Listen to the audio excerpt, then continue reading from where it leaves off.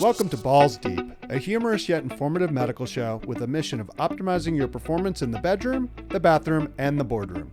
I'm your host, Dr. Joe Pizzona, a board-certified urologist and CEO of Pizzona MD. We hope you enjoy. Now, let's jump right in.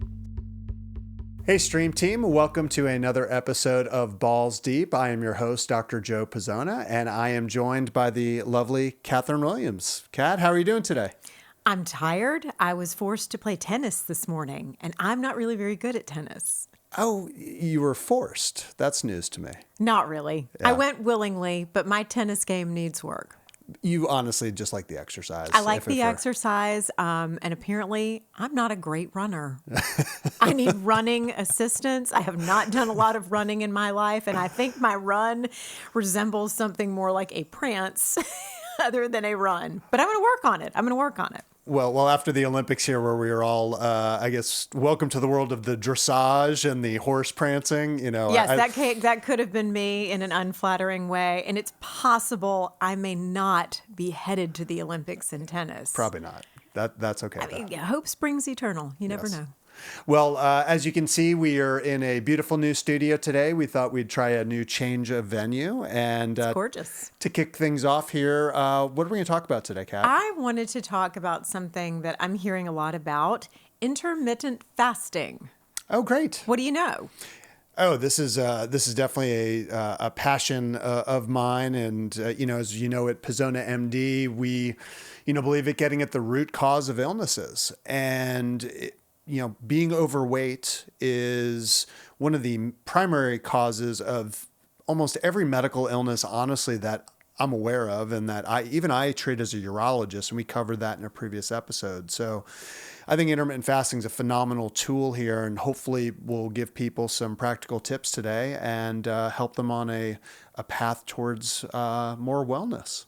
Okay. So you think it's time? Should we just jump right into our segment here? I think so. Balls Deep.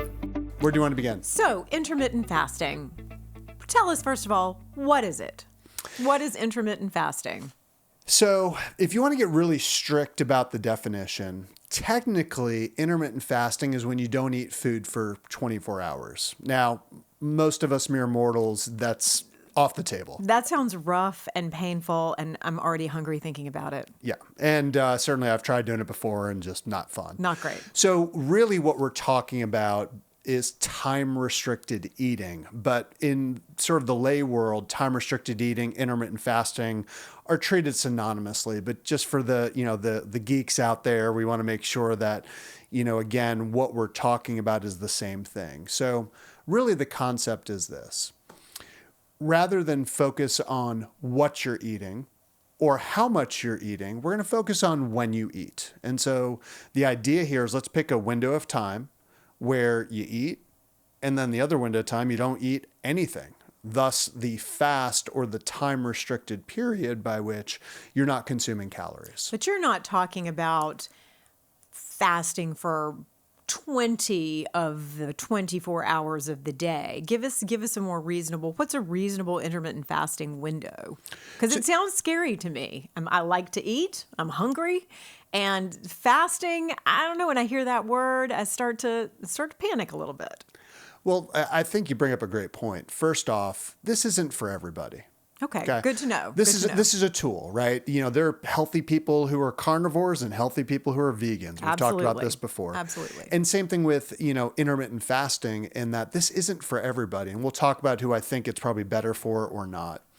So you talked about specifically what are the time windows. So, some of the studies show that actually if you get at least just even a 12-hour fast, you're making some headway. And, for some of us, I go, well, geez, if I finish dinner by 6, that means I don't eat till 6 a.m. That sounds pretty normal. There are some people out there who literally start eating from the moment they wake up till the second they go to bed, and then are not sleeping a full night and really not giving their body any sort of time window. I was going to say, there's a lot of people out there. I'm doing better with this, but a lot of people stay up late. Mm-hmm. I mean, really late, 11, 12, 1, gosh, I hope not, but maybe 2. And I think when the night rolls along, you're eating, you're picking up some snacks. Oh, sure. So a 12-hour fast window, maybe 6 a.m. to 6 p.m., maybe also encourages you to go to bed a little earlier? Yeah, definitely. I mean, I would say the ideal schedule, what I usually get my patients started on when they come in, is I say, all right, when do you usually eat dinner? And so, they say, oh, it's 6 p.m. I said, all right, let's just subtract just to start 10 hours. Okay. So if we do the math there, that means you're starting to eat at 8 a.m. Okay. And that between 8 and 6 p.m., you are really consuming all of your calories. And I said, and some guys will go like, well, actually, I don't normally eat till like 11. I go, great. Let's just say 10 a.m. And so a 16-8 hour is really what I think is a nice starting point. But again, if you can, we want wins. We want someone to consistently stick with this. That's so much more important than focusing on, it's got to be this many hours or I'm going to beat myself up because I ate before here. Start off, get some wins. And whether that's initially a 12-hour eating window, a 10-hour, an 8-hour, whatever works for you. But Well, this sounds less intimidating now. A 12-hour eating window or even a 10-hour eating window, that is a lot less frightening to me. yeah, this is very doable. Someone saying you can only eat for 2 hours of the day. That's terrifying and very different. Nobody's going to stick to anything like No, this. and listen, Nor should they. Listen, you're likely, if you're going to only give yourself 2 hours to eat all your calories, you're going to likely binge eat. You're not going to get a lot of healthy food.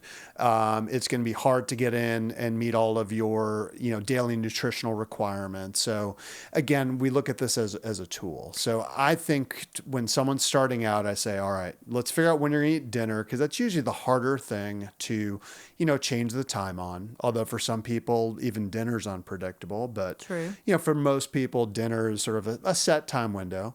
Subtract minimum 8 hours. And if you need to subtract 10 or 12, that's your time frame. And then the key, and this is one of the keys, don't eat outside the time window. I remember describing this to a family member, and he goes, oh, I already do that. And I go, oh, really? To walk me through. He's like, well, so, I don't eat lunch till about noon. But, I wake up, I just have a banana, a cup of coffee, and a piece of toast. I go, that counts. That's still eating, though. You're still eating. But it's funny, how we talk about food in our psychology, right? In his mind, that didn't technically count because it wasn't really a meal. Wasn't a come full on. meal. It was it was just a piece of toast, right? So we all know people who are minimizers. So that's the key. Now, people often say, well, what if I'm starving?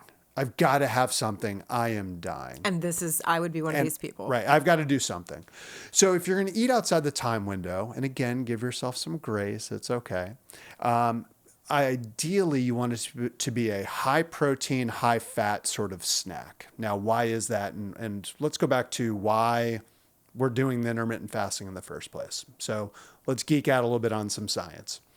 So when we are eating, we are releasing insulin from our pancreas. Insulin is the storage hormone. We hear about insulin because it's related to diabetes.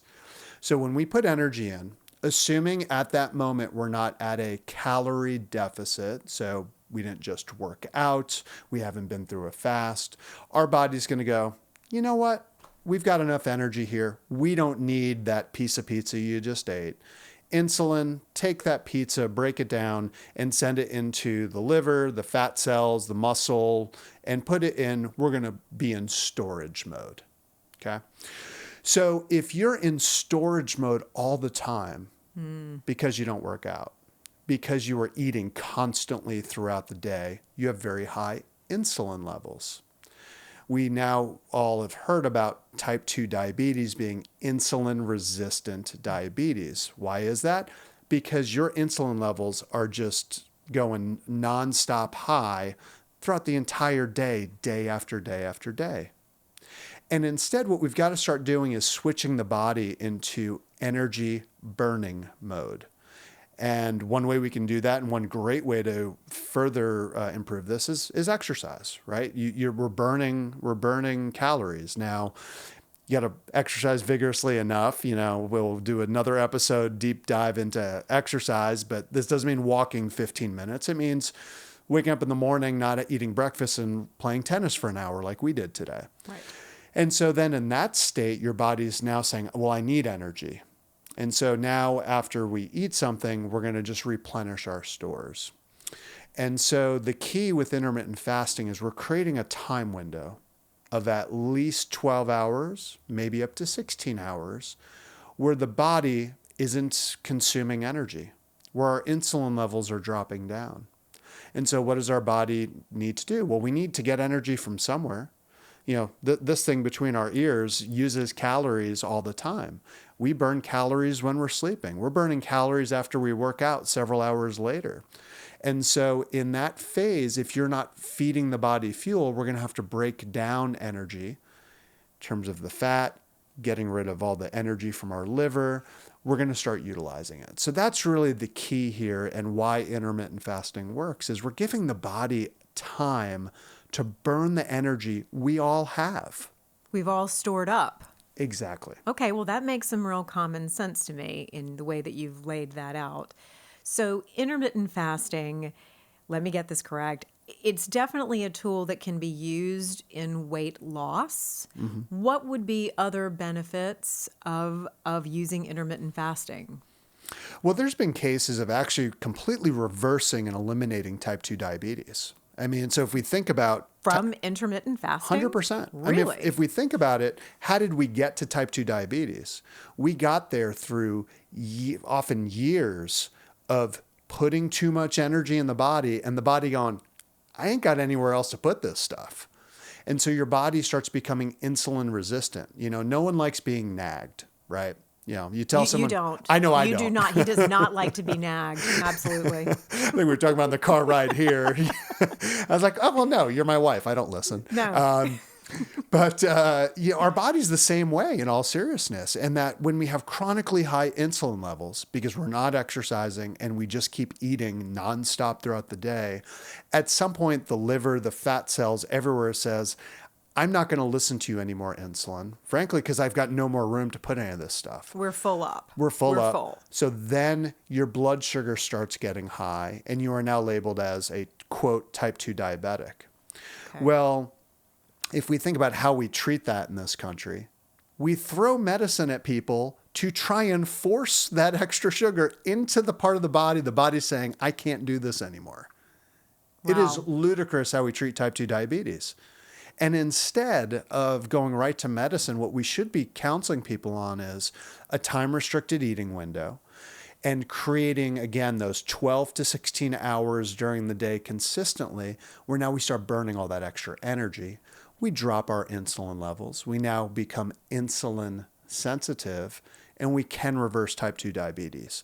And so, you know, I think if you are a type 2 diabetic, if you are obese, this hands down should be a tool that you consider. Now, there's some nuances to it. That's why, you know, we at our practice at Pizzona MD, we help counsel people through it. I don't think enough doctors are talking about it. That's why we're trying to get the word out there that this really is a powerful tool. And again, why do I as a urologist care about it? Well, type 2 diabetes leads to bladder trouble, and it leads to trouble in the bedroom. Those are two pretty big areas of what I cover. And when people come to me wanting relief, it's in those two areas of the house. Mm. And if you're a type 2 diabetic who's obese, it's contributing 100%. And that we've got to work on it. Who would you counsel? We've already talked about people who certainly may be struggling with the type 2 diabetes, people who may have some weight struggles. Is there anyone else that you would say that the intermittent fasting is absolutely for? Are there any people you would say this may not be for you? Yeah, I think, you know, again, it's a tool, and that you've got to listen to your body. And that's why I think anyone who makes dietary recommendations and go, oh, you got to do the carnivore, you got to do vegan, you got to do fasting. Every body is different. You know, what works for you is not going to necessarily work for your friend. Mm-hmm. So I think that's first and foremost. If you do intermittent fasting, and you really do it right and you don't feel good, stop it. There's other ways to get in good shape. There's other ways to burn calories. You know, secondly, I would be cautious doing intermittent fasting for anyone who's really focused on building up muscle mass. Okay. Because the body, for better or for worse, it's is very simple in that either we're in storage mode or we're in burning mode. So for those people, and I'll put myself in this category, I'd love to put on a little bit more muscle mass, but I'd also like to tone up a little bit. That is really, really hard to do when you're giving the body mixed signals. How do you build muscle while burning fat? Well, that's why people are professional bodybuilders. I mean, it means getting your diet really dialed in, and that you've got to make a choice. Do I want to cut now, cut my calories? Do I want to lose the weight first and then sort of, quote, bulk up and put on some muscle? Or do I want to build up some muscle, understand I may put on some fat as well, but I'm going to look better, feel better, and then I'll cut later. So, I think that if you are in relatively good shape, if you're worried about your, again, muscle mass, you just got to be mindful of it. And it's a tool that I use quite a bit, but I also have to kind of cycle in and out of it. Because if I do too much fasting and too much caloric restriction, I'm kind of down a bit, and I've got to be energy wise, you're just kind of absolutely low energy. Okay. yeah, and I mean, listen, I'm running a business. I'm in clinic seeing my patients. I'm often working out hard every day. Like I've got to get enough calories. So it's this sort of mindset where I've got to balance getting enough clean protein and good energies and being disciplined with my portions. Because if I just strictly do, especially a strict intermittent fasting window where maybe I'm just in a 4 or 6 hour eating window, that's a long period of time for me to go without food. And you know better than anyone, that's not a good He thing. doesn't do well if he hasn't eaten in a really long time. That's another show. But Yeah. well, this has all been really, really interesting. Intermittent fasting, I think, is a catchphrase that is floating about that we've all heard. But I think this has given us a little bit more to think about of why it's important, how it can work, and actually a really reasonable place to start. Yeah. No, I think it's, I'm by no means an innovator in this. People have been talking about this for years. I really wanted to utilize today to give people, my take on it, to give a little bit of a practical way of how do I even go about doing it? Am I a candidate? But it is hands down the simplest and most underutilized tool we have to battle obesity and sickness in this country. Simply working with a time-restricted eating window. 100%. I mean, you can, Wow. because it's so simple. You think about everything else that we do in wellness, and it's either expensive, it's overly restrictive, it's It's hard. confusing, it's hard. Like especially, let's just real briefly to kind of close things out, go over like how I would approach this when I talk to a patient. I'd say, all right, let's just get an easy win. You're eating a lot you're snacking after dinner. I'll take what most men tell me. They're like, I'm not that hungry when I wake up. It's after dinner. I go, all right. So you're eating dinner with your family at 6. Eat a good meal. Eat a pork chop, a piece of fish, steak, get a bunch of vegetables, have a baked potato, have a healthy, hearty meal, and even if you cheat a little bit, it's okay. But when you're done, you're done. And if you get real hungry at night, drink some water, get to bed at a reasonable time, and then you wake up the next morning and get me until at least 8 a.m. Oh, I don't eat till 10, even better. Go till 10 a.m. and then start off, have a cup of coffee, take it black, or if you need a little cream, we alluded to earlier, if you got to quote cheat a little bit, I'd rather you cheat with fats and proteins. And then during that eating window, just give yourself some grace. Eat what you normally eat. Let's not go too much too soon. And if they start doing that, I guarantee the weight's going to start falling off. And then we go to that next level. We go, all right, what is it food-wise that you're eating? And we try and get a little bit more clean. We look at trying to eliminate some of the calories from drinking and booze and things like that. We look at going a little bit more high protein, low carb at dinner to, again, sort of almost de facto extend that window without getting sugar. And just you sort of shrink that down and you play around with it. And it's all about getting wins. It's getting the psychology of I can do this. I'm losing weight. I feel better. I want to be healthier. I can do more later. Exactly. I can make a few more changes later, Exactly. but it's hard to make changes of everything all at once. And that's the beauty of this, because it is so simple to do. It doesn't cost anything. In fact, it saves you money. That's good. Especially that sort of late at night deliveries and the booze and the ice cream. The Uber Eats. Absolutely. So that's the beauty of it. And I think that's what I want people to leave here, giving it some questions. If you're unhealthy, this is a great tool that's easy to implement. Okay. I think that was great. Intermittent fasting. Let's go to my favorite segment to wrap up. Just the tip. Okay. So 3 takeaways from today about intermittent fasting. Number 1 is 16-hour fast is great, maybe even 10 hours or a smaller restricted window can be a very effective strategy for people struggling with weight loss. Number 2, it's not for everyone. It's not for everyone. Not everything works for everybody. And if you're a person who might be trying to build a lot of muscle, this might be something you use with caution. And number 3, an intermittent fasting diet has the potential to reverse type 2 diabetes and eliminate the need for medication, which I think is an amazing thing to have learned. I had no idea that that really was a possibility from intermittent fasting. We live in this era of sick care, right? You know, I've got a diagnosis, I'm going to get a prescription medicine, rinse and repeat, right? Right. And I think there are a lot of people out there who don't want to take pills. So realize that this is, again, it's an epidemic. It is one of the diseases that is leading to it's going to lead to the demise of the health of our entire society if we don't really start doing something seriously. And there's a solution out there that everyone can do today.